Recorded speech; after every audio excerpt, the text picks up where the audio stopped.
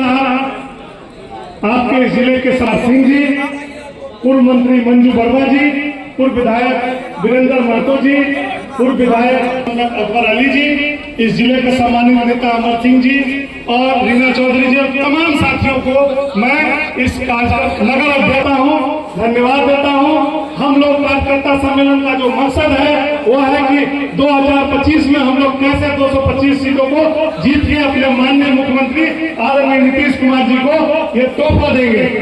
कि आप तमाम साथी इसी तरह बैठ के उनकी बातों को सुने और जो वो बताए उसको अपने अपने पंचायत और अपने अपने बूथ तक प्रचार करें। निश्चित रूप से हम लोग जैसे 4 में 4 उपचुनाव जीते हैं वैसे वर्ष 2025 में 225 सीट का लक्ष्य प्राप्त करेंगे। इन्हीं बातों के साथ मैं अपनी बात को समाप्त करता हूं और आप तमाम साथियों को आभार व्यक्त करता हूं और साथ जय बिहार, जय नीतीश कुमार।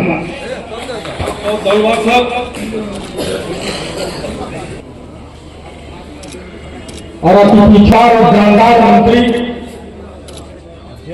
बिहार सरकार मिलेगा और उसको चूस करके खाने में रहे, मजबूरी में रहे, भूखमरी में रहे, लेकिन उन्होंने कभी किसी के आगे में हाथ विकास का एक एक अंश उन्होंने सब लोगों तक पहुंचाने का कार्य किया है। और जैसा कि सभी साथियों ने कहा कि उनका कार्य बोलता है। माननीय नीतीश कुमार जी का दिया हुआ काम बोलता है, लेकिन थोड़ा अफसोस है कि उनका कार्यकर्ता थोड़ा कम बोलता है।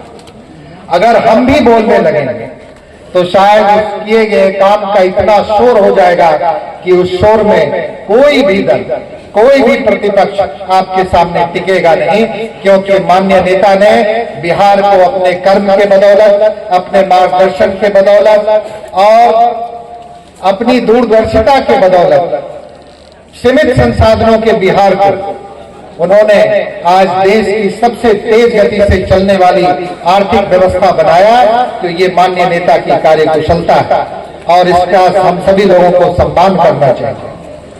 विगत 20 वर्षों में आपने उनके इस कार्य को निश्चित रूप से सराहा, लेकिन 2025 में आज उनको सम्मान देने की बारी है। तो आज जितने भी हमारे यहाँ पे साथी हैं, माननीय नेता के द्वारा किए गए उनके तमाम कार्यों को अब जन जन तक उन कार्यों की चर्चा करने की आवश्यकता है सिर्फ, और आप बिल्कुल गर्व के साथ लोगों के बीच में जाके उसकी चर्चा कर सकते हैं, क्योंकि आपने धरातल पे काम किया।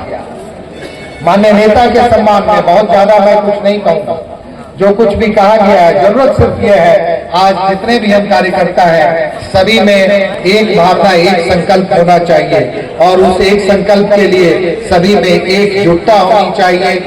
मन के अंदर जो भेद है कार्यकर्ताओं में, जो पदाधिकारियों के बीच में हो जाता है, स्वाभाविक है। अब उन सारे मतभेदों को मिटाकर सिर्फ जनता दल यूनाइटेड, माननीय नेता नीतीश कुमार, एनडीए, इन सबको देश में आगे रखकर आगे चलने की आवश्यकता है। तो वो जो आपका 225 का लक्ष्य है वो बहुत ही छोटा सा लक्ष्य है, वो लक्ष्य निश्चित रूप से पूरा होगा। माननीय नेता के संदर्भ में उनके लिए 2-4 पंक्तियां मैं कहूंगा और अपनी बात को समाप्त करूंगा कि मैं उस माटी का वृक्ष नहीं, मैं उस माटी का वृक्ष नहीं नदियों ने जिसको सींचा है। बंजर मिट्टी में पलकर मैंने मृत्यु से जीवन को खींचा। पत्थर पर लिखी इबादत शीशे से कब तक तोड़ोगे, मिटने वाला मैं नाम नहीं, तुम मुझको कब तक रोको। आज तमाम आप जितने कार्यकर्ता साथी हैं, अपने नेता, आपके नेता ने ये सब कर दिखाया और हम सब भी कर सकते हैं। इसलिए इस संकल्प को आगे आगे बढ़ाना है और सभी कार्यकर्ताओं से मेरा आग्रह होगा कि आज से एक संकल्प जो आपने लिया है यहाँ पे 225 के लक्ष्य को पूरा करने का, तो उस संकल्प को पूरा करने के लिए एक साथ, एक मनोयोग, एक दृढ़ संकल्प के साथ सबसे कदम से कदम मिलाकर हमको आगे चलना है, क्योंकि सम्मुख फैला अमर ध्येय पथ, प्रगति चिरंतन कैसा इतिहास, हर्षित सुस्मित कैसा श्रम, सफल असफल समान मनोरथ सब कुछ देकर कुछ न मांगते, पावस बनकर ढलना होगा, कदम मिलाकर चलना होगा। बहुत बहुत धन्यवाद। बहुत बहुत धन्यवाद सर। अब हम लोग के बीच उपस्थित है सुन्नी पंचायत को मजबूत करेंगे और बूथ जीतेंगे, विधानसभा जीतेंगे और साथ ही साथ बेगूसराय जिला में जो 4 सीट जेडीयू का है उसको हम तो कब्जा करेंगे, एनडीए के 7 सीट पर हम लोग कब्जा करेंगे। संदेश में आपको पता होगा किसी से वित्त मंत्री सीताराम रमन जी किसी से उनका कार्यक्रम उनके गांव में हो गया, इसलिए उन्होंने संदेश डॉक्टर अमरदीप के माध्यम से कि जल्दी से यह सम्मेलन समाप्त हो और हम लोग बगल में जाकर के भोजन ग्रहण करें, तो इसलिए चिंता का काम किया है। और मैं नहीं समझता हूं कि इसको और विस्तार में जाने की जरूरत है।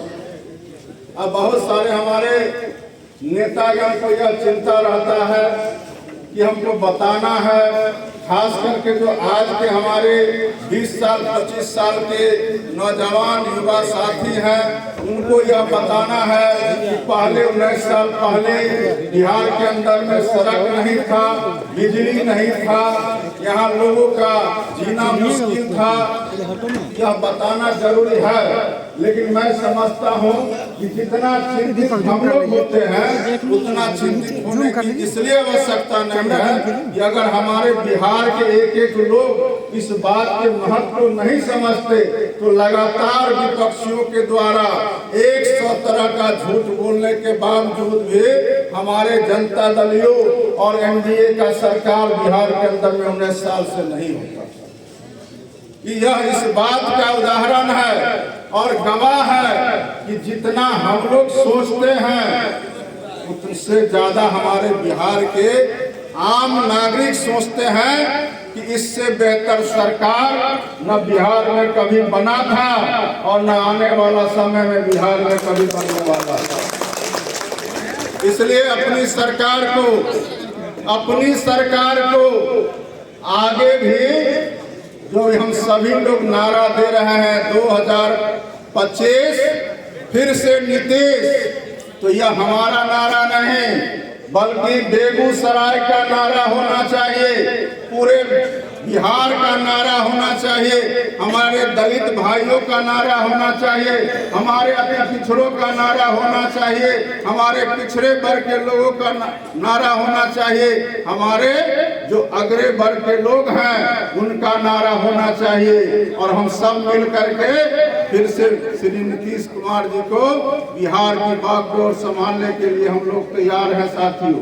आज साथियों जरूरत किस बात की है, जिस बात की और हमारे सभी वक्ताओं ने कहा कि शिक्षा में हमारे माननीय मुख्यमंत्री जी ने इतना व्यवस्था किया। आप याद कीजिए बाबा साहब भीमराव अम्बेडकर कहा करते थे कि शिक्षा वह शेरनी का दूध है जो पिएगा वो दहाड़ने का काम करेगा साथियों। और बाबा साहब यह भी कहते थे, खास करके जो हमारे माता बहनें यहाँ बैठे हुए हैं, हमारे बुजुर्ग और युवा साथी बैठे हुए हैं, इस बात को जरूर ध्यान में रखना चाहिए। आज के तारीख में बिहार के अंदर में यह कोई नहीं कह सकता है कि मैं तो गरीब हूँ, मैं गरीब परिवार का हूँ, मुझे 2 दिन का रोटी नहीं मिलता है, मैं अपने बच्चे को कहाँ पढ़ा सकता हूँ। अब उसकी कोई जरूरत नहीं है, चाहे वह गरीब हो या अमीर हो, चाहे कोई भी हो, छोटा हो बड़ा हो, अगर वह बच्चा के ऊपर ध्यान देता है या बच्चा पढ़ने में लगन लगाता है तो अमीर का बच्चा घर में बैठा रह जाता है और मजदूर का बेटा कलेक्टर बन के दिखाने का काम करता है। इसलिए साथियों पढ़ने के लिए पैसे की जरूरत नहीं है, सरकार ने इंतजाम करके रखा हुआ, इसकी चर्चा हमारे सभी वक्ताओं ने किया है। साथियों बाबा साहब भीमराव अम्बेडकर कहते थे कि जो पुस्तक के आगे में झुक जाएगा दुनिया उसके आगे में आने वाला समय में झुकेगा। इसलिए हम लोग आप तमाम साथियों से कहेंगे कि अपने अपने बच्चे को पढ़ाने का काम कीजिए, उससे बड़ा पूंजी कोई नहीं हो सकता है। इसी बिहार के अंदर में इसी बिहार के लोगों ने एक कथित नेताओं ने कहा था कि हम गरीबों के मसीहा हैं। और जब उनको मौका दिया गया तो उन्होंने जो 15 साल के अंदर में तांडव किया वह आपसे छुपा हुआ नहीं है। लोगों को यह बात जरूर याद रखना चाहिए। हमारे मंच पर भी सभी नेता बैठे हुए हैं। एक समाजवादी बड़े नेता हेमवती नंदन बहुगुणा का किताब में लिखा हुआ कि जननायक कर्पूरी ठाकुर जी के बारे में आप सभी जानते हैं। जितने बड़े नेता उतना ही गरीब परिवार के वो व्यक्ति थे और इस बात को चौधरी देवीलाल जी भी जानते थे। जननायक कर्पूरी ठाकुर जी को हम लोग प्यार से और सम्मान से गुदरी के लाल भी कहते थे, इसलिए कि वो गरीब परिवार से थे। तो चौधरी देवीलाल जी ने अपने एक परिचित जो पटना में 2025 में 225 सीटों पर एनडीए की ऐतिहासिक जीत सुनिश्चित करना। ये सम्मेलन कार्यकर्ताओं का है। कार्यकर्ता जो जदयू की रीढ़ है, किसी भी पार्टी किसी भी संगठन की रीढ़ होते हैं, ये उनका सम्मेलन है। और ये हम लोगों के लिए इससे अधिक फख्र की बात नहीं हो सकती कि नए बिहार के विश्वकर्मा आदरणीय श्री नीतीश कुमार जी जो उस विचारधारा के वाहक हैं जो विचारधारा राष्ट्रपिता महात्मा गांधी से निकली, बाबा साहब अंबेडकर से निकली, जननायक कर्पूरी ठाकुर से निकली, डॉक्टर लोहिया और जयप्रकाश नारायण जी से निकली। अगर इस विचारधारा को संक्षेप में समझना हो तो अपने नेता की एक परिभाषा, उनकी कई परिभाषाएं हो सकती हैं, उनका व्यक्तित्व इतना बड़ा है, उनकी कई परिभाषाएं हो सकती है। एक परिभाषा ये भी है, अगर आप महात्मा गांधी के सत्याग्रह को लें, अगर आप डॉक्टर लोहिया की सप्त क्रांति को लें, अगर आप जननायक कर्पूरी ठाकुर के समाजवाद को लें, अगर आप जयप्रकाश नारायण की संपूर्ण क्रांति को लें और उसमें बाबा साहेब अंबेडकर के संविधान को मिला दें, तो जो चेहरा निखर कर और उभर कर आएगा वो चेहरा नीतीश कुमार। बिहार के सभी जिला में हम लोग का टीम बना है और सभी जिला में जा करके जनता दलियों का जिला सम्मेलन करना है। और इस सम्मेलन के माध्यम से हम लोगों ने जो हमारे टीम में जितने भी नेतागण हैं वो बिहार में 19 साल के अंदर जितने भी माननीय मुख्यमंत्री जी के द्वारा काम किए गए हैं विभिन्न क्षेत्रों में, उस सभी उपलब्धि को हम लोग अपने कार्यकर्ताओं को बताते हैं, जो हमारे समर्थक हैं उनको बताते हैं। और उसके माध्यम से हम लोग चाहते हैं कि इस उपलब्धि को हम लोग घर घर तक पहुंचाने का काम करें। और इसमें संकल्प भी हम लोग लेते हैं कि जो 2025 में विधानसभा का चुनाव होना है, उस 2025 में हम लोग फिर से नीतीश कुमार जी को मुख्यमंत्री बनाने का काम करें। और यही हम लोग का यह संकल्प सभी लोग लेते हैं। और सरकार की उपलब्धि के बारे में हम लोग क्या बताएं, सब लोग को मालूम है कि पहले किस तरह का सड़क था, आज क्या हालात है। गांव की सड़क भी अच्छी हुई है और लोग अब शहर से गांव की ओर जा रहे हैं। और गांव के अंदर में पूरा गली नली, नल का जल, घर घर बिजली, बच्चों को पढ़ने का सारे व्यवस्था किए गए हैं, अच्छे अस्पताल बनाए गए हैं, ये सारे काम चल रहे हैं। किसानों के लिए सभी तरह का इंतजाम किए गए हैं, इसलिए आज किसान खुशहाल हो रहे हैं।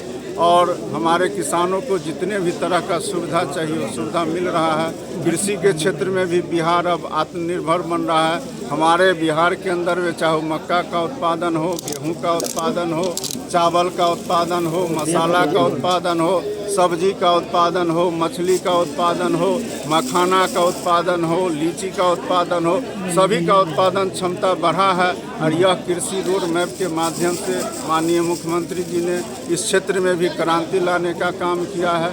और आरक्षण दे करके हमारे सभी वर्गों को माननीय मुख्यमंत्री जी ने युवाओं को नौकरी देने का काम किया है। ये सारे उपलब्धि को हम लोग लोगों तक पहुँचने का हिस्सा है और ये सब चलता ही रहता है। और बिहार के अंदर में हम लोग का फोकस विकास पर है, शांति पर है, सभी को रोजगार पर है, सभी को नौकरी पर है और सभी लोग मिलजुल के रहे। इस तरह का राजनीतिक बयानबाजी चलता ही रहता है, इससे कोई हम लोग की सरकार पर कोई असर नहीं। ये सुशासन की अभी हम लोग नहीं दे सकते हैं और ये प्रशासन को देखना है। और एक बात जान लीजिए कि बिहार के अंदर में कोई भी आदमी किसी के साथ, वो सांसद हैं और बड़े नेता हैं, उनकी बात छोड़ दीजिए कि आम आदमी के साथ भी अगर किसी भी तरह का घटना घटती है और घटना करने वाले लोग जो भी शामिल हो, चाहे वो अपराधी कितना भी बड़ा हो, उसका जगह जेल के अंदर होगा, वो बच नहीं सकता। सर, प्रशांत किशोर जी भी लगातार ये कह रहे हैं कि अब बिहार में बदलाव करेंगे नीतीश कुमार जी। अच्छा, वो तो अपना आजमा लिए ना। चार जो है उपचुनाव हुए हैं और उनकी हालत क्या हुई है। सबसे पहले तो आप लोग उनको जितना महत्व दे रहे हैं उतना महत्व तो बिहार के लोग दे नहीं रहे हैं। और उनको तो सिर्फ चुनाव में रणनीतिकार के रूप में लोग समझते हैं, लेकिन उनको जब पैसा कमा लिए तो उनको गलत फहमी हो गया कि हम नेता हो गए। दोनों में बहुत बड़ा अंतर है, नेता होना और रणनीतिकार होना, दोनों में बहुत अंतर है और जनता उनको कभी पसंद नहीं कर सकती। सर 2025 में क्या होने वाला है? जो होने वाला है वो अभी हमने बताया ना कि बिहार के लोगों ने पूरी तरह से तैयारी कर ली है और 2025 में हम लोग फिर से नीतीश कुमार जी 2025 ये आने वाला समय में तय होगा। के साथ फिर से बिहार का नेतृत्व संभालने का कार्य हम लोग सब लोग करेंगे। सर, और नेता आने वाले थे, बहुत लोग नहीं आए हैं, क्या कहेंगे? नहीं, वो नहीं आए हैं। कहीं न कहीं कोई व्यवस्था हुई है, कुछ केंद्रीय स्तर के केंद्र के नेता का अचानक आगमन हुआ, जिस कारण से नहीं है। लेकिन ये कार्यक्रम लगातार चल रहा है और लगातार चलते रहेगा और सभी नेता यहाँ पे आते रहेंगे। ये तो आज शुरुआत की। आने वाले समय में माननीय मुख्यमंत्री जी का भी हर एक जिले में कार्यक्रम हो रहा है। 15 तारीख से शुरू हो जाएगा, उसमें बेगूसराय में भी कार्यक्रम होगा और लगातार ये कार्यक्रम। 2025 के चुनाव को लेकर किस तरह की तैयारियां चल रही है जदयू पार्टी की ओर से? माननीय नेता के कार्य के बदौलत, उनके द्वारा किए गए कार्यों की बदौलत और जो कार्य सारा धरातल पे दिख रहा है हर क्षेत्र में, उसकी बदौलत हम लोग जनता के बीच में जाएंगे, जनता को समझाएंगे और उस कार्य के लिए जो पारितोषिक होता है माननीय नेता के नाम पे, उसका आग्रह हम लोग जनता से करेंगे। और पूरा विश्वास है कि बिहार की जनता माननीय नेता के कार्यों को देखते हुए इस बार बहुत बड़े बहुमत से उनको फिर से मुख्यमंत्री बनाए। चलिए।